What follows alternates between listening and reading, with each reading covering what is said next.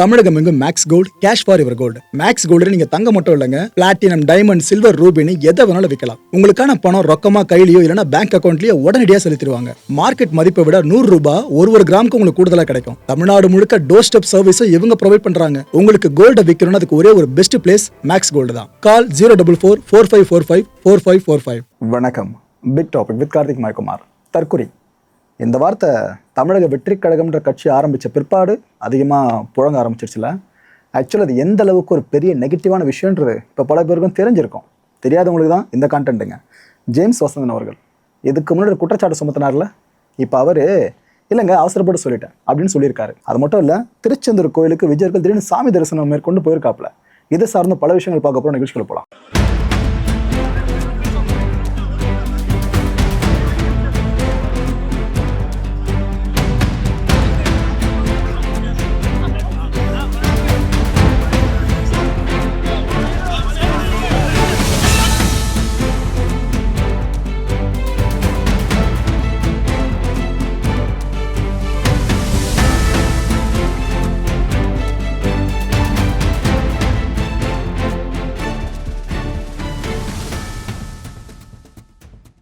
ஜனநாயகன் படம். இந்த படத்தை தேட்டரில் பார்த்து சந்தோஷப்படலான்னு பல பேர் எதிர்பார்த்துட்டு இருக்கும்போது இந்த படத்தை இணையதளத்தில் கசிய விட்டாங்க. இது லீக் ஆனதை யாரும் பார்க்காதீங்கன்னு ஒரு பக்கம் பல பேரும் கேட்டாலும் இன்னொரு பக்கம் பார்த்துக்கிட்டு இருக்காங்க. அதில் ஒருத்தர் பார்த்துருக்காப்புல, எந்த இடத்துல இருந்து பார்த்துருக்காருன்றத ஹைலைட்டு. நம்ம அண்ணா யூனிவர்சிட்டி இருக்குல்ல சென்னையில், இங்கே இந்த வாக்குப்பதிவு முடிஞ்சதுமே இந்த வாக்கு எண்ணும் மையம் இருக்குல்ல, அது சார்ந்த கட்டுப்பாட்டு அறை இங்கே யுவராஜ் அப்படின்ற ஒரு பர்சன் தொழில்நுட்ப பணியாளராக ஒர்க் பண்ண ஆரம்பிச்சிருந்தாப்புல. சிசிடிவி சார்ந்து மெயின்டைன் பண்ணுவாங்களே அந்த வேலை. வாக்கு எண்ணும் மையம்னு என்னங்க அர்த்தம்? வாக்கு எந்திரங்கள் அங்கே வருதுன்னு அர்த்தம். ஓகேவா? அது சார்ந்த கட்டுப்பாட்டார. ஸோ ரொம்ப ரொம்ப முக்கியமான வார் ரூம் அது. கிட்டத்தட்ட அந்த இடத்துல இருந்துக்கிட்டு தேர்தல் பாதுகாப்பு விதியை அந்த பர்சன் மீறி இருக்காப்புல. ப்ரோ, சிசிடிவி சார்ந்து பார்த்துற மெயின்டெனன்ஸ் பண்ணுற ஒரு ஆள் அவர் என்ன தேர்தல் பாதுகாப்பு விதியை மீற முடியும் அப்படின்னு கேட்டிங்கன்னா சொல்கிறேன். என்ன பண்ணியிருக்காப்புல இந்த யுவராஜ், அங்கே உள்ளே இருந்தபடியே லேப்டாப்பில் ஜனநாயகன் படத்தை பார்த்துருக்காப்புல. இது ஒரு தப்பா? லீக்கான படத்தை பார்க்குறது ஒன்று, இது பத்தாதுன்னு பார்த்துருக்க இடம் பார்த்தீங்களா? இதில் இன்னொரு கொடுமை, அவர் பார்த்ததை சோஷியல் மீடியாவில் அவரே போஸ்ட்டாக வேறு போட்டு வச்சுருக்காப்புல, ஃபோட்டோவா. இதெல்லாம் தப்புன்னு சொல்லாமல் என்னங்க சொல்கிறது? பண்ணுற தப்பை பறைசாற்றி பண்ணியிருக்க மாதிரி இருக்குது. இதில் என்ன ஒரே ஒரு நல்ல விஷயம் தெரியுமா? வாக்குப்பெட்டிகள்லாம் வர்றதுக்கு முன்னாடி நடந்திருக்க விஷயம் இது. 23ஆம் தேதி வாக்குப்பதிவு முடிஞ்சுதா, அதுக்கப்புறம் வாக்குப்பதிவு சார்ந்த எந்திரங்கள் ஒன்று வர ஆரம்பிச்சுதா, அதுக்கு முன்னாடி நடந்திருக்க சம்பவம் இது. இப்போ அந்த நபர் மேலே புகார் அளிக்கிறதுக்கு முடிவு பண்ணியிருக்காங்க. எவ்வளோ தைரியமாக இந்த வேலையை பார்த்துட்டு இருக்காங்க பார்த்தீங்களா? இந்த எலெக்ஷன் ரிசல்ட் என்னவா இருக்க போதுன்னு எல்லாருமே பயங்கரமாக எதிர்பார்த்துட்டு இருக்கோல. எக்ஸிட் போல்ஸ் முடிவுகளை ஒன்று வர ஆரம்பிக்க போகுது. ஏன்னா மேற்கு வங்க 2ஆம் கட்ட தேர்தல் வாக்குப்பதிவு முடிய போகுது. அது முடிஞ்சதும் ஒன்று எக்ஸிட் போல்ஸ் ரிசல்ட்டை பார்க்க போகிறோம். இதுக்கு முன்னாடி டிஎம்கே பற்றி சொல்லணும் அப்படின்னா 48% அவங்களோட ஓட்டு எண்ணிக்கை மட்டும் பிரியாமல் இருந்துச்சு. நீங்கள் யோசிக்கவே வேணாம், அவங்க தான் தமிழ்நாட்டு மக்களை திரும்ப ஆள்வாங்க. அதில் மாற்று கருத்தே இல்லை. என்னதான் அதிருப்தி சார்ந்த இந்த கட்சி மேலே சில பேருக்கு இருந்தாலும் இன்னும் யான பலத்தோடு தான் இருக்காங்க. அதில் மாற்று கருத்து இல்லை. ஒருவேளை ஏடிஎம்கே ஒரு 33%, டிவிக்கு ஒரு 18% இந்த எலெக்ஷனில் ஜெயிச்சாங்கன்னு வைங்க, அதுக்கப்புறம் நீங்கள் யோசிக்க வேணாம், திமுக கூட்டணியில் ஆட்சியை பிடிக்க முடியாது.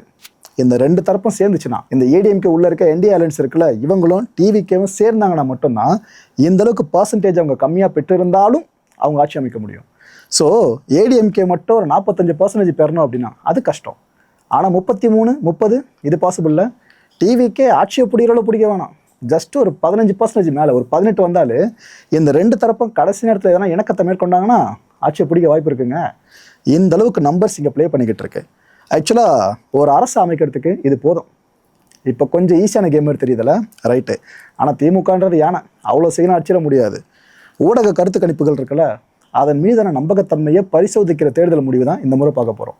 ஏன்னா மெஜாரிட்டி ஊடகங்களையும் பத்திரிகையில் என்ன சொல்லியிருக்காங்க, தேர்தலுக்கு முந்தைய கருத்து கணிப்பில் டிஎம்கே தாங்க, அவங்க தான் கண்டிப்பாக இந்த வாட்டி மேசிவ் மெஜாரிட்டியாக வின் பண்ண போகிறாங்க. மற்றபடி ஏடிஎம்கே கொஞ்சம் கூட கிட்ட வர முடியாது, டிவிக்கெல்லாம் சுத்தம், அதெல்லாம் கிட்ட எட்டியே பார்க்க முடியாதுன்னு பல பேரும் கருத்து கணிப்பை வெளியிட்டிருக்காங்க. இது எல்லாமே உண்மையாக பொய்யான்றது வர்ற மே 4ஆம் தேதி தெரிஞ்சிடும். ஏன்னா இது வரைக்கும் தமிழக தேர்தல் களம் சார்ந்து கருத்து கணிப்பு மேலே தமிழக மக்கள்லாம் அந்தளவுக்கு அளவு கடந்த நம்பிக்கை வச்சுருக்காங்க. இந்த கருத்து கணிப்பா இல்லை கருத்து திணிப்பான்றது மே 4 தெரியிறப்ப இதுக்கு அடுத்து வர எலெக்ஷன்ஸில் கருத்து கணிப்பு சார்ந்து எந்த ஒரு ஊடகம் வெளியிட்டாலும் அதை மக்கள் நம்பாமல் போயிடுவாங்க. இன்கேஸ் இவங்க கணிச்சதெல்லாம் நடக்கலை அப்படின்னா நம்பாமல் போயிடுவாங்க. ஏன்னா கருத்து கணிப்புன்னு நீங்கள் நினைக்கிற மாதிரி யாரோ எதையோ வச்சு கணிப்பை வெளியிட முடியாது. சர்வே கண்டக்ட் பண்ணுவாங்க. கருத்து கணிப்பு நடத்துகிற எல்லாருக்கும் விஷயம் ஈஸியாக புரியும். சர்வே கண்டக்ட் பண்ணி அதுக்கப்புறம் வெளியிடுறது பேர் தான் கருத்து கணிப்பு. அப்படி இல்லைனா அது கருத்து தெரிப்பு தான். ஸோ திமுக வரலாற்று வெற்றி பெறும்னு பல பேர் கணிச்சிருக்காங்களா? டிவிக்கே மண்ணை கவ்வும், இந்த எலெக்ஷனுக்கு அப்புறம் தலையை தூக்க முடியாது அப்படின்னு பல பேர் கணிச்சிருக்காங்களா? பார்ப்போம். May 4th அன்னைக்கு தெரிஞ்சிடும் எத்தனை பேரோட கருத்து கணிப்பு சரியாக பழிக்குதுன்னு சொல்லிட்டு. தற்குறி அப்படின்ற இந்த வார்த்தை பிரயோகம் இருக்குல்ல, இது இந்த எலெக்ஷன் ரிசல்ட் வர்றதுக்கு முன்னாடி வரைக்கும் ரொம்ப அதிகமாக பிரயோகிக்க ஆரம்பிச்சிட்டாங்க சோஷியல் மீடியா முழுக்க. நாம் அவ்வளோ பெரிய அறிவாளிகள் கிடையாதுங்க. அதாவது தற்குறின்னு யாரை கிளைம் பண்ணுறோம்? விஜய் அவர்களை யாரெல்லாம் சப்போர்ட் பண்ணுறாங்களோ அவங்கள தற்குறின்னு சொல்கிறோம். அப்படி சொல்கிற அளவுக்கு நாம் அறிவாளிகளா? இது எத்தனை பேர் யோசிச்சு பார்த்துருக்கீங்க? இன்ஃபேக்ட் டிவிக்கேனாலே தற்குறிங்க, அவங்களோட மூடர் கூடன்ற மாதிரி பல பேர் சொல்கிறாங்கல்ல. அங்கே படித்தவங்க எவ்வளோ பேர் இருக்காங்க தெரியுமா? மற்ற கட்சிகள்லாம் ரொம்ப அதிகம், நான் இல்லைன்னு சொல்லலை. ஆனால் டிவிக்கேலையும் இருக்காங்க. அதை பல பேரும் புரிஞ்சிக்க மாட்டுறாங்க. விஜய் மேலே இருக்க கோவத்தை ஒட்டுமொத்தமாக ஒரு பார்ட்டியினர் சார்ந்து காட்ட முடியும்னாக்கா அது இங்கே அதிகமாக நடந்துக்கிட்டு இருக்கு. அதுவும் இது போல் கிரியேஷன் அதிகமாக பார்க்க முடியுது. வஞ்ச புகழ்ச்சி அணின்னு கேள்விப்பட்டிருப்பீங்களா? இதுதான் அது. அதாவது May 4th ரிசல்ட் அப்போ பார்த்தீங்கன்னா கண்டிப்பாக டிவிக்கு ஆட்சியை பிடிச்சிரும். ஓவர் இமேஜினேஷன் தான், ஆனால் அவங்க போட்டுக்கிறத சொல்கிறேன். டிவிக்கு ஆட்சியை பிடிச்சிரும். முதலமைச்சராக விஜய் அவர்களோட பேர் தான் முன்மொழியப்பட போது. அப்போ இப்படி தான் இருக்குன்ற மாதிரி ஒரு கிரியேஷனை டிவிக்கு பாசிட்டிவாக பண்ணிட்டு மேலே பறக்கிறதுல என்னன்னு தெரியுதா? அனில் ஜெயலலிதா அவர்கள், விஜய் அவர்கள். இந்த கதை கண்டிப்பாக அவனுக்கு தெரிஞ்சிருக்கும். அந்த அணில் எல்லாம் கொண்டாட்டத்தில் இருக்கும், பயங்கரமா செம சந்தோஷத்தில் இருக்கும். தமிழ்நாடு முழுக்க ஆகா ஓகோன்னு பேசுவாங்கன்னு ஒரு பக்கம் விஜய் அவர்களை ரொம்ப பாசிட்டிவாக காட்டுற மாதிரியும், இன்னொரு பக்கம் ரொம்ப ரொம்ப நெகட்டிவாக டேமேஜ் பண்ணுற மாதிரி இப்படி கிரியேட் பண்ணி போட்டுக்கிட்டு இருக்காங்க. ஆனால் ஒரு விஷயம் தெளிவாக புரிஞ்சுங்க, இதெல்லாம் பண்ணி ஒரு கட்சியினரை மொத்தமாக தற்கொலைன்னு சொல்கிறது ஏற்றுக்க முடியாத விஷயம். ஏன்னா நாளைக்கு எந்த கட்சியை ஃபாலோ பண்ணுறவங்க சாரணும் இதே வார்த்தை திரும்புறதுக்கு வாய்ப்பு இருக்குது. தற்கொலைன்னு என்னங்க அர்த்தம் நினைக்கிறீங்க? அதாவது அந்த காலகட்டங்களில் இந்த படிப்பறிவு இல்லாத மக்கள் இருப்பாங்களே, கையொப்பம் கூட போட முடியாதவங்க, அவங்க கை நாட்டை வைப்பாங்க. அவங்களோட தன்னோட குறியா அந்த கை நாட்டை வைப்பாங்க. இதுக்கு பேர் தான் தற்குறி. ஆனால் இதையெல்லாம் பிரயோகப்படுத்தி கெட்ட வார்த்தை மாதிரி மாற்றி விட்டாங்க இப்போலாம். என்னத்தை சொல்கிறது? ஸோ உண்மையான காரணம் புரிஞ்சிச்சா தற்கொலைக்கான அர்த்தம்? படித்தவங்கள தற்கொலைன்னு சொல்கிறதுல எந்த பிரயோஜனமும் இல்லை. அதை கிளியர் கட்டாக புரிஞ்சுக்கங்க. ஜேம்ஸ் வசந்தன் அவர்கள் இதை தற்கொலைன்ற வார்த்தையை அதிகமாக பயன்படுத்தாதே நான் சொல்கிறல. அது காரணம் இப்போ கையில் கிடச்சிருக்கு.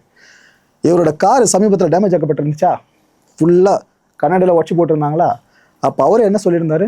இது யார் பண்ணான்னு தெரியல, தருதலைகளோட வேலையா இல்லை தற்கொலையோட வேலையான்ற மாதிரி கேட்டிருந்தாப்புல. அதாவது சமீப காலமாக விஜய் அவர்கள் சார்ந்த அரசியல் பிரவேசத்தை பயங்கரமாக விமர்சனம் பண்ணிட்டு இருக்காருல, அதில் ட்ரிகர் ஆகி டிவிக்கு வேண்டிய யாரோ பண்ணிட்டாங்கன்ற மாதிரி தான் அவரோட ப்ரொஜெக்ஷன் இருந்துச்சு. போலீஸார் இந்த விஷயத்தை ஃபுல்லாக விசாரிச்சாங்களே. இப்போ முதற்கட்ட தகவல் என்ன தெரியுமா வெளியே வந்திருக்கு? இல்லைங்க, இந்த அண்டை வீட்டு ஓனர் ஒருத்தர் இருக்காப்புல அந்த இடத்துல, அவர் பார்த்து விட்ட வேலையாக தான் இருக்கும்.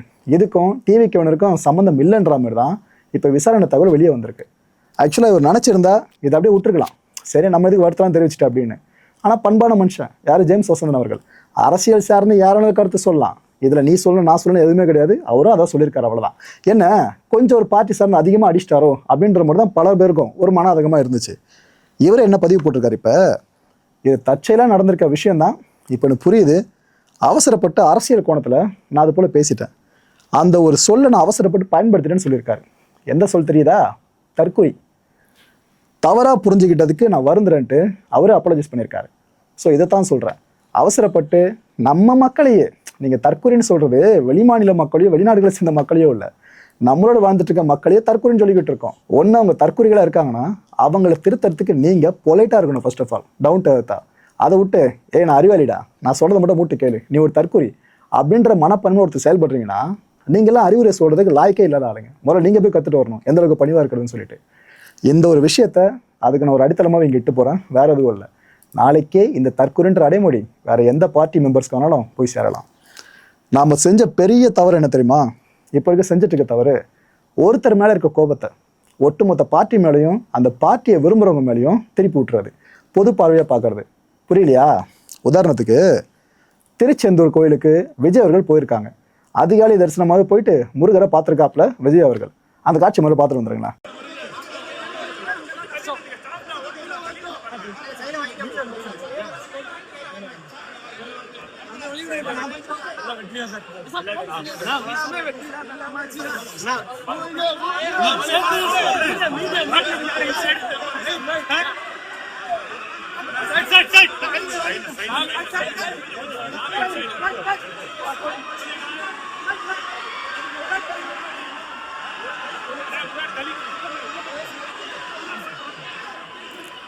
இந்த வீடியோ வெளியே வந்ததும் அது கீழே கமெண்ட் போட்ட பல பேர் என்ன நம்ம போட்டிருந்தாங்க, நான் ஜோசப்பே இந்த பக்கம் அப்படின்னு. அதான் ஜோசப் விஜயாமா அதை இங்கே அழுத்தி சொல்கிறாங்களாம்மா. ஏன்பா கிறிஸ்தவர்கள் கோயிலுக்கு வரக்கூடாதா என்ன, ஹிந்துக்கள் சர்ச்சுக்கு போகக்கூடாதா என்ன, மசூதியில் சார்ந்து தொழுகை பண்ணுறவங்க மற்ற கோயில்களுக்கு வரக்கூடாதா என்ன? ஸோ இறை நம்பிக்கை எல்லா இடத்துலையும் ஒன்று தான். ஆனால் அரசியல் நெருக்கணும் வந்துட்டா மட்டும் எவ்வளோ அழுத்தம் திருத்தமாக அந்த வார்த்தையை பயன்படுத்துகிறாங்க பார்த்தீங்களா? இந்த அளவுக்கு பண்ணுற அரசியல் இங்கே இருந்தால் கற்றுக்கணும் போல இருக்குது. அடிமட்டம் வரைக்கும் இறங்கி போய் பண்ணுறது. அது இன்னொரு குரூப் என்ன சொல்லுது, சங்கியாக மாறிட்டாப்புல விஜய் அவர்கள் அப்படின்னு ஒரு சர்டிஃபிகேட் கொடுக்க ஆரம்பிச்சிட்டாங்க. என்ன குற்றச்சாட்டு, கோயிலுக்கு போனாராமா, கோயிலுக்கு போனாலும் சங்கியாமா. ஸோ ரைட்டு, இவ்வளோ தூரம் பேசுகிறாங்களே இந்த குற்றச்சாட்டை முன் வைக்கிறவங்க. இங்கே விஜய் மட்டும் இல்லை, வேறு யார் இருந்தாலும் இதை தான் சொல்லுவேன். ஹிந்துக்கள் ஓட்டே எனக்கு வேணாம்ப்பா, சாமி கும்பிடுறவங்க ஓட்டே வேணான்னு ஒரு அரசியல் தலைவர் சொல்லி எலெக்ஷனில் ஓட்டு கேட்க முடியுமா? அந்த தைரியம் யாராவது ஒருத்தருக்கு இருக்கா? இதை சொல்லிவிட்டு அதுக்கப்புறம் இந்த லைனை சொன்னீங்கன்னா புரிஞ்சுக்கலாம். அதாவது தமிழ்நாட்டில் மட்டும் தான் இந்த விஷயம் நடக்கும். நல்லா கவனிச்சு பாருங்கள். கடவுள் நம்பிக்கை இருக்கனாலே உங்கள் பேர் சங்கி. கடவுள் சார்ந்த வீடியோஸ் போடுறனாலும் ஸ்பிரிச்சுவல் சார்ந்த வீடியோஸ் போடுறனாலும் அவங்க பேர் சங்கி. தேசப்பற்று பேசினாலும் அவங்க பேர் சங்கி.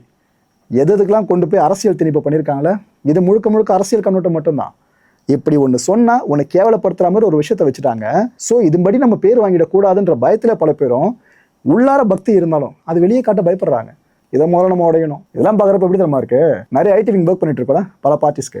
அவங்க சம்பளம் வாங்கிட்டு இந்த வேலையை பண்ணுவாங்க. சோஷியல் மீடியாவில் இது போல் இந்த சங்கின்ற டேர்மை வச்சு பல பேர் அசிங்கப்படுத்துகிற மாதிரி விஷயங்களை பண்ணுறதா இருக்கட்டும், இது மாதிரி நிறைய அத்துமீறலாம் பண்ணுவாங்க.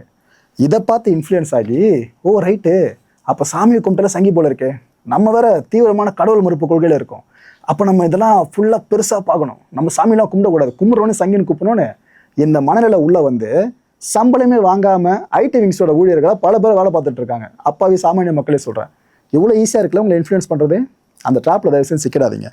கடவுள் நம்பிக்கை இருக்குது இல்லைன்றது, எந்த சாமியை கும்பிடணும் கும்பிடலன்றது தனி மனுஷனோட முடிவு. அதில் இன்டர்ஃபியர் ஆகிற உரிமை யாருக்கும் கிடையாது, எவனுக்குமே கிடையாது. ஏங்க, நான் தீவிரமான பகுத்தறிவாளி அப்படின்னு சொல்கிறவங்க குடும்பத்தை சேர்ந்தவங்களே கடவுள் நம்பிக்கை கொண்டிருக்காங்களா இல்லையா? ஜஸ்ட்டு சிம்பிளாக கேட்குறேன், அவ்வளோதான்.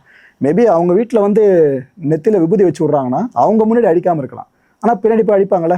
சரி, அவங்க நம்பிக்கை அவங்களுக்கு, நம்ம நம்பிக்கை நம்மளுக்கு. ஆனால் அவங்க முன்னாடி அழித்து நம்ம அவங்க மனசை கஷ்டப்படுத்த வேணான்னு அந்த உயரிய குணம் இருக்கிற பல தலைவர்கள் நம்ம தமிழ்நாட்டில் பார்த்துருக்கோம். தலைவர்கள் கரெக்டாக தான் இருக்காங்க, ஆனால் அவங்க சார்ந்த அரசியல் பேசிக்கிட்டு இருக்காங்க பல பேர் சோஷியல் மீடியாவில். இவங்களை பெருங்கூட்டம் அறவே கடை தான் இருக்குது. ஸோ ஒன்று இதில் தெளிவாக புரியுதில்ல, நீ முட்டாளாக இருக்கிற வரைக்கும் உன்னை முட்டாளாக மாத்திர நிறைய பேர் வந்துக்கிட்டே தான் இருப்பாங்க. இங்கே தப்பு யார் பக்கம்? சுரோகிய ரைட்டு. ஒரு விஷயத்தை நல்லா புரிஞ்சுக்குங்க. அரசியல் அப்படின்றது அடுத்த தலைமுறையினருக்கானது தான். அவங்க அரசியலுக்குள்ள வரணுன்றதுக்காக தான் இவ்வளோ தூரம் பேசிக்கிட்டு இருக்கோம். விஜய் அவர்கள் அரசியல் என்ட்ரி கொடுத்ததுக்கப்புறம் தேர்தல் காலம் சூடு பிடிச்சிதா? அப்போ மீடியா பெருசாக எந்த ஒரு விஷயத்தை ப்ரொஜெக்ட் பண்ணுவாங்க? விஜய் அவர்கள் சார்ந்த அரசியல் பணத்தை பெருசாக போட தான் செய்வாங்க. மக்கள் அதை விரும்பி பார்க்குறீங்கன்னு. இதில் தப்பு எதுவுமே இல்லையே. உங்களுக்கு பிடிச்சதை கொடுக்கறதுக்கு தான், நீங்கள் பார்க்க விரும்புகிற செய்தியை கொடுக்கறதுக்கு தான் ஒவ்வொரு ஊடகமும் இருக்குது. இதை விட்டு நீங்கள் இதை தான் பண்ணணும்னு ஒரு சாளரத்தை உருவாக்கிறீங்களா? அது வேண்டாமே. ஸோ நெக்ஸ்ட் ஜென்ரேஷன் ஃபுல்லாக அரசியல் என்ட்ரி கொடுக்கணுன்றதுக்காக தான் இந்த விஷயத்தை பற்றி இவ்வளோ தூரம் சாரமாசமாக பேச வேண்டியதாக இருக்குது. உங்களுக்கு ஒரு சுய விளக்கத்தையும் கொடுத்துட்றேன். ஏன்னா இந்த செகண்ட் வரைக்கும் நம்ம சப்ஸ்கிரைபர்ஸை நான் மனப்பூர்வமாக நம்புகிறேன், ரொம்ப ரொம்ப ரொம்ப மதிக்கிறேன். அந்த வகையில் சில கமெண்ட்ஸ்க்கான பதிலையும் கொடுத்துருவோமே. May 4th அன்னைக்கு யார் ஜெயித்தாலும் எங்களுக்கு இது கான்டென்ட் தான், அவ்வளோதான். ஓகே, இந்த ஒரு விஷயம் நடந்திருக்கு, இது நடக்கலை, இதை செய்தியாக மக்களுக்கு கொடுக்கணும், அப்டேட்ஸை கொடுக்குறது எங்கள் வேலை, அவ்வளோதானே. அதை கொடுத்துருவோம். இதை விட்டு சில பேர் என்ன சொல்கிறாங்க, அன்றைக்கி மட்டும் டிவிக்கே தோக்கட்டும் அதுக்கப்புறம் பாருங்கள் அப்படின்ட்டு. அவங்க சப்ஸ்கிரைபே பண்ணிருக்க மாட்டாங்க, அது எங்களுக்கே நல்லா தெரியும். ஆனால் இந்த வார்த்தையை போடுவாங்க. எங்கள் யார் ஜெயிச்சா என்ன தோத்தா என்ன, எங்களுக்கு தேவை தமிழ்நாடு சார்ந்து நல்ல ஆட்சியை கொடுக்கணும். அது திமுக கொடுக்குதோ அதிமுக கொடுக்குதோ இல்லை புதுசாக வரவங்க யார் கொடுத்தாலும் சரி அவங்க கொடுக்கணும், அவ்வளோதான். அது சார்ந்து எல்லாம் புஷ் பண்ணி பேசுவோமே தவிர மற்றபடி எதுவும் இல்லை. இன்னொரு டேக் வேறு முன் வைக்கிறீங்களா, விஜய் ரசிகராக இருப்ப போல இருக்கே, நீ தற்கொலையாக இருப்ப போல இருக்கே, இதெல்லாம் அப்படி பேசுகிற அப்படின்ட்டு. இவ்வளோ வீடியோஸ் பண்ணுறோன்னாக்கா, எல்லாத்த பற்றி எக்ஸ்பிளைன் பண்ணுறோன்னாக்கா தற்கொலை எல்லாம் பண்ண முடியாது. சிம்பிளாக மைண்டில் வச்சுங்க. படிப்பறிவிற்கு ஒருத்தன் நான் அதனால் சொல்கிறேன். யாருக்கும் ரசிகனும் கிடையாதுங்க. இது வரைக்கும் நான் விஜய் சாரோட ரசிகன், அஜித் சாரோட ரசிகன் எங்கேயுமே நான் பெருமையாக சொன்னதில்லை. எனக்கு நல்லா தெரியும், காசு கொடுத்து டிக்கெட் வாங்குறோமா, போயிட்டு இந்த 3 மணி நேரம் படத்தை என்ஜாய் பண்ணுமா, அதுக்கப்புறம் போய் அடுத்த குழப்ப பார்க்க ஆரம்பிச்சிருவேன், அவ்வளோதான். அதை விட்டு இவர் தான் என் கடவுள்னு ஒவ்வொரு நடிகர் பின்னாடி பெருசாக போயிட்டு இருக்க மாட்டேன்.